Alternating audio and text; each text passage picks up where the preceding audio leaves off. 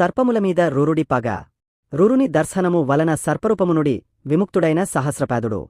కాని రురుడికి పాములమీద కోపం పోలేదు. కర్రతో కనిపించిన పాములను చంపడం మొదలు పెట్టాడు. చెట్ల వెంట పుట్టల వెంట తిరుగుతూ కనిపించిన పామపలను చంపుతూ ఉండసాగాడు.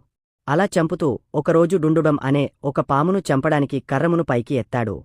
ఆ పాము భయపడి తేజోవంతుడివి అయిన బ్రాహ్మణుడివి అయిన నీవు ఇలా పాములను చంపడానికి కారణం ఏమిటి అని అడిగాడు. రురుడు, నా పేరు రురుడు. నేను ప్రమద్వర అనే ఆమెను ప్రేమించాను. నేను ప్రాణప్రదంగా ప్రేమించిన ప్రమద్వరను పాము కాటువేసింది.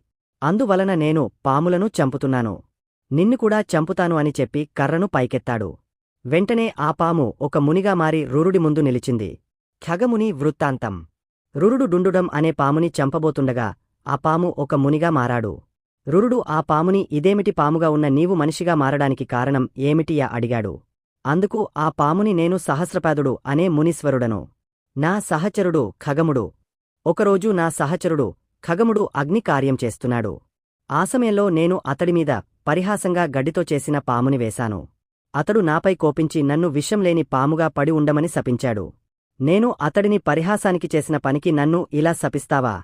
నన్ను క్షమించలేవా అని ప్రార్థించాను.